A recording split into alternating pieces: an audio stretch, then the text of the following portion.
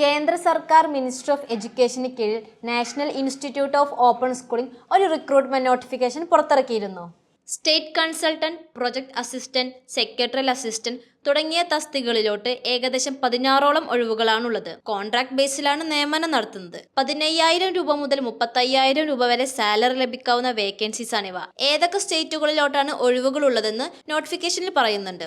NIOSന്റെ official site വഴി ഓൺലൈനായിട്ടാണ് അപേക്ഷ സമർപ്പിക്കേണ്ടത്. അപേക്ഷാ ഫീസ് 250 രൂപയാണ്. PWD കാറ്റഗറിയിൽ പെടുന്നവർക്ക് അപേക്ഷാ ഫീസ് ഇല്ല. ഓരോ തസ്തികകളിലോട്ട് ആവശ്യമായിട്ടുള്ള education qualification, roles and responsibilities, age limit, അതുപോലെ എങ്ങനെയാണ് അപ്ലൈ ചെയ്യേണ്ടതെന്നും നോട്ടിഫിക്കേഷനിൽ വളരെ വിശദമായിട്ട് തന്നെ കൊടുത്തിട്ടുണ്ട്.